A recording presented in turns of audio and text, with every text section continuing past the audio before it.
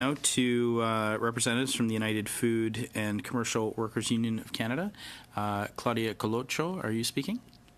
Okay, Naveen Mehta, please. 7 minutes. Thank you. So what we're going to do is I'm going to speak first. Claudia is going to speak, and then I'm just going to bring it all together. Wonderful. So good afternoon.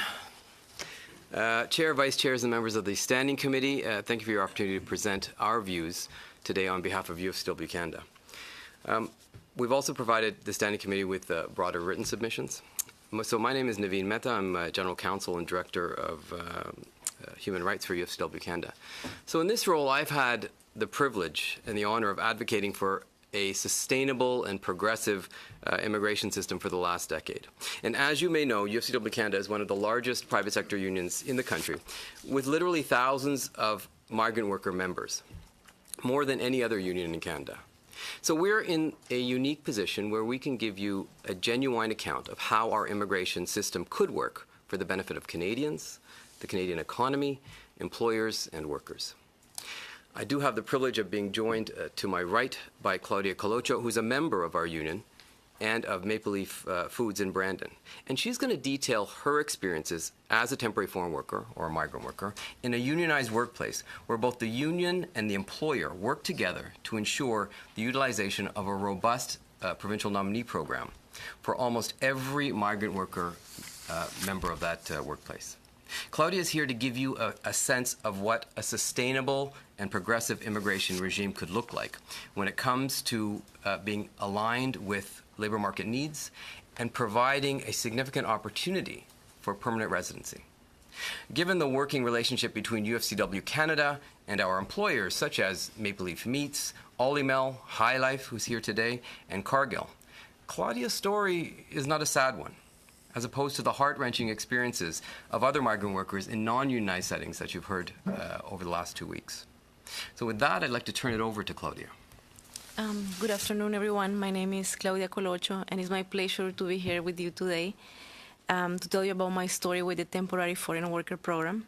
I am originally from El Salvador. I came to Canada in 2005 as a temporary worker with a food processing plant in Brandon, Manitoba. As with most migrant workers, our family situation back home was not financially ideal. I live with my mother, who take care of us as a single mother. I live with my brother and my younger sister. My mother worked hard to take care of us. She worked as a secretary for many hours a day. My older brother worked as a customs agent in El Salvador, and my younger sister worked to pay for her education. I can tell you that for us, to get an education is very difficult. We both work and try to go to school before I made my way to Canada. We live in one of the poorest areas of El Salvador, and I was only able to make about $5 in a day, and my school cost about $60 per month. It was basically impossible for my sister and I to attend school. I had great aspiration of becoming a lawyer in El Salvador, but it was exceptionally difficult to make meets end. That is when the opportunity to come to Canada and work for Maple Leaf Foods arose. I came to Canada at the age of 23. I was single and I didn't have any children. I could focus on learning English and saving money to return to my country. But then I fell in love with the Canadian culture, with the Canadian people, and I fell in love with Brandon. I didn't fall in love with the winter, though. Working in a meat packing plant is not an easy job, but I worked for Maple Leaf for 4 years. First, as a meat cutter, then in sanitation, followed by a quality control in the procurement department. Determined that I would make Canada my home, I studied English at night through the courses provided by my union. And once I became a permanent resident, I work in a settlement service office. I have the privilege of helping others to make Canada their home. I cannot imagine going through this process without the immense help of my union, UFCW Canada Local 832, and my employer, Maple Leaf Foods. They provided me with the settlement services that are not available to the vast majority of migrant workers. I did not have gaps in my health care. I had decent wages and working conditions, and I was part of a bigger family. As a result of being fortunate enough to be hired into a unionized setting, I was able to join the Manitoba Provincial Nominee Program. I feel I am an important part of the workplace and the community, as all people should be. I was treated with dignity and respect. Both my union and my employer invested in me, and I can now invest in Canada. Rather than being just a temporary visitor to this great country, I am now part of its fabric. I am a Canadian citizen now. I pay taxes, and more of my money stays in Canada so that I may build a life here and be part of the Canadian economy. Without the PNP programs and the support of my union and the employer working together, I would likely not could be here speaking to you today.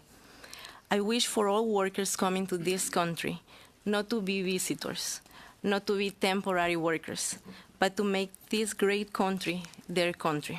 Thank you so much for the opportunity to speaking to you today. Thank you. You have about 1 minute, sir. You have about 1 minute left, sir. Fantastic. In closing, I'm going to ask you to review our written submissions, which detail what we see as a progressive immigration system. I also want to thank the federal government for having the courage to take the steps forward to review this desperately broken program. And this submission is part of a web of submissions. So from industry, unionized employers such as Maple Leaf and Highlight, grassroots organizations such as the Migrant Workers Alliance for Change, and UFCW Canada, a prominent voice for labor on migrant workers' issues. And what we've done is we've worked together to what we see benefits Canadians, the Canadian economy, and workers.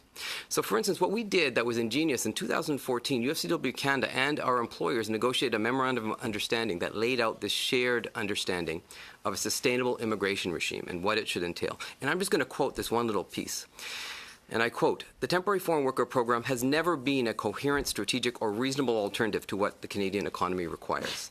An immigration regime allowing individuals with a variety of skill sets to become permanent residents and eventually citizens of Canada." That's the union and the employer talking about those two facts together. So I thank you for your consideration and the opportunity to present today.